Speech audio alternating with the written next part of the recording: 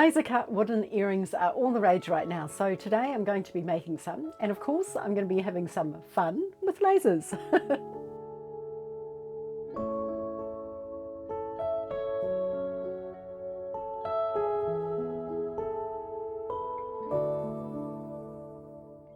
Hello, welcome to the Stylish Maker. My name's Carol. First, I'd like to thank Xtool for sending me the wonderful Xtool F1 laser.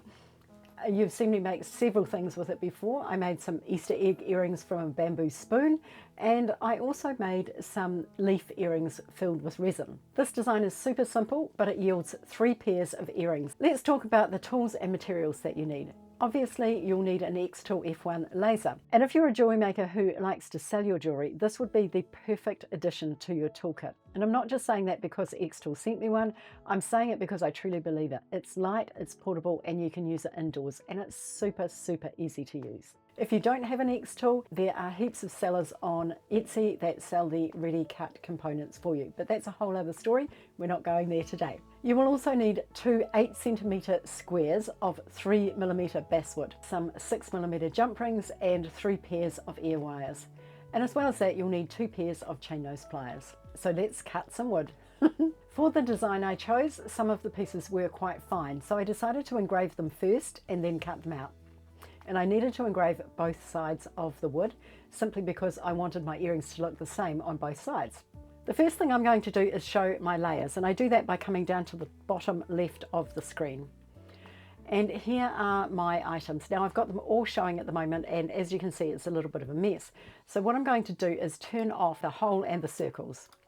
So now all I can see is my crosshatch. And these are the 2 pieces that need to be engraved as opposed to cut. So I'm going to select the first one, crosshatch 1, and I'm going to go over to the engrave and expand the settings. And I'm going to set the engravings power at 70, the speed at 200, and the pass at 1. And I'm happy with that. The other thing I need to do is make sure that the output is on. Then I'm going to do the same thing with the crosshatch 2. I'm going to make sure that the settings are right, which they are, and I'm going to put the output on. Now before I go any further, I do need to make sure that the output is off for the others. So I'm clicking on the whole circle and you can see it's on, so I'm turning it off. The same thing for the small circle and the middle circle and the large circle. Okay, and you can see that I've hidden those. So now what I need to do is frame it. So I'm going to put the wood into the Xtool and I'm going to frame it up. Now you notice that I've taken the prism out, and the reason for that is because I want to line it up with the dots on the base plate. I need to make sure that when I flip it over and engrave the other side, that it's going to be in exactly the same place. So if I align it with one of the dots or several of the dots, then I'll know that it's in the right place. Now because I've removed my prism, I need to align my lasers. Now that I've aligned my lasers, I'm going to frame it. Once it's framed, I click Go to Process, and before I do anything else, I need to put my safety glasses on over my glasses, really cool, trendy look, and then I click the Start button. For you, you'll probably have the top closed, but I wanted to leave mine open so that you could see exactly what was going on inside the laser.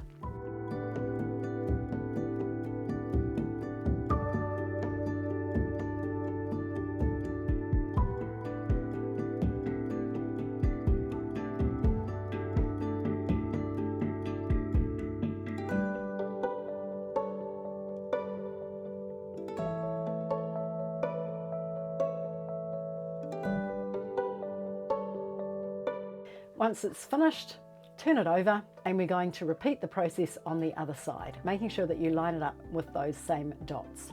Now the engraving's done, I'm going to do the cut. Now I do need to make sure I put my prism back underneath the laser, because if you cut without it, you will cut onto your base plate and damage it.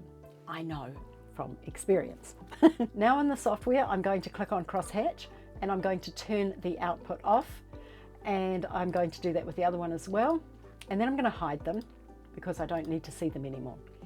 Now I'm going to my hole, my circles, and turning those on. First I'm going to start with my whole circle and I'm going to put the output on.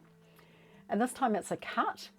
Now because I've got my top up, my power settings will differ. I need to do the same thing with all of my cut pieces or all of my circles. And you will go through and check the settings for each one. And I'm going to align my lasers, and then I'm going to frame it. And I might need to adjust it a little bit. So basically I want to make sure that my circle is within the engraving area. Once I've framed it, I will go ahead and go to process. And now I'm going to put my safety glasses on, safety first, and click start.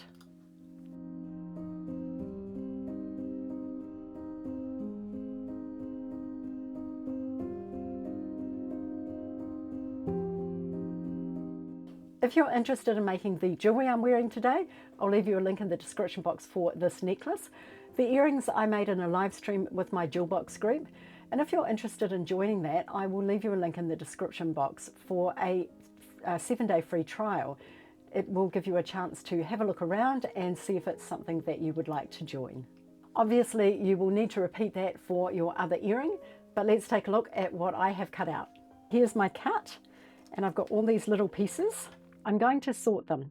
So that goes there, that goes there, that goes there, that goes there, that goes there, and that goes there. So these are my 3 pairs of earrings. So I've got these fine ones with 3 of those. I've got 2 of these thicker ones and 1 center one. Let's start with the center one. It's super easy. What I'm going to do is take my chain nose pliers, and I'm going to take a jump ring, and I need to open it quite wide. If you've never opened jump rings before, I've got a video all about how to do that, and I will leave you a link in the description box below for that. So there's my jump ring. I'm going to feed on my component here that I've made, my circle, and I'm going to put on an ear wire. And now I'm going to basically reverse that process. Now the only other thing I need to do for this pair of earrings is turn my ear wire, because at the moment my earring is sitting the wrong way. See, it's sitting like this. And I don't want this to be the front of my earring. I want this to be the front of my earring.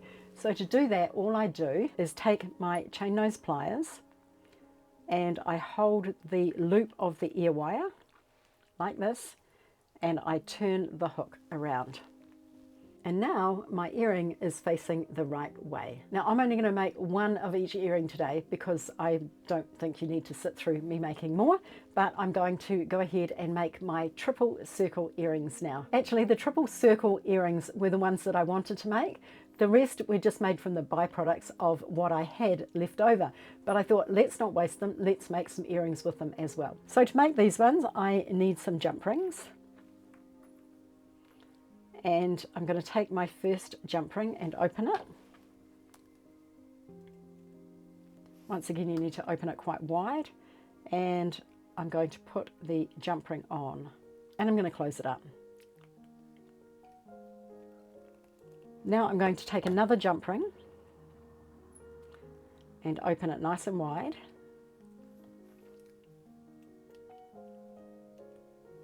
I'm going to feed on the jump ring that I just connected to that lower circle, and then I'm going to feed on my next circle as well. It can be a little tricky because there's a lot going on in there. And now I'm going to repeat for the large circle, but this time I need to add my ear wire as well. If you're enjoying this tutorial, I'd like to invite you to subscribe to the channel, hit the notification bell so that you won't ever miss anything, and also if you enjoyed this one, give me that thumbs up. So opening my jump ring, feeding on the last jump ring I connected, and this time I'm putting on an ear wire, and I'm going to put on my next large circle. Once again, quite a lot going on in this little jump ring. You could use a bigger jump ring if you wanted to. I thought that a 6 worked really well, and it's also better for the position of the circles. And once again, I need to turn my ear hook so that it's facing the right way. So I'm just going to hold it on the loop there and give it a twist around. And there's my earring. Isn't it cool? I love the way it moves. You know, when you move, it will move. And I really, really love that. Okay, that just leaves earring number 3, and you've probably guessed how this is going to go together. I'm going to use some 8mm jump rings for this last one, just because the rings are a little bit fatter and it's a little hard to get them into the 6mm. So just opening the 8mm jump ring and feeding on my first circle. and closing it up. These ones are stainless steel instead of silver, but I think they work really well with these stainless steel ear hooks. And now I am going to open the next one. I'm going to feed on the last jump ring, the ear hook, and my last circle. And just closing that up. And of course I need to turn that ear hook as well. Here's earring number 3. Here's earring number 2. I actually think I prefer number 2. I like the more movement in it. I think that this one with the 3 circles is very cool, and it does flick around a lot. And of course we've got this one, which is just a really plain basic earring. I hope you enjoyed this. Thank you so much for watching today. Remember to check us out on Facebook and Instagram, and of course Pinterest as well. Have a wonderful day, and I will see you again soon.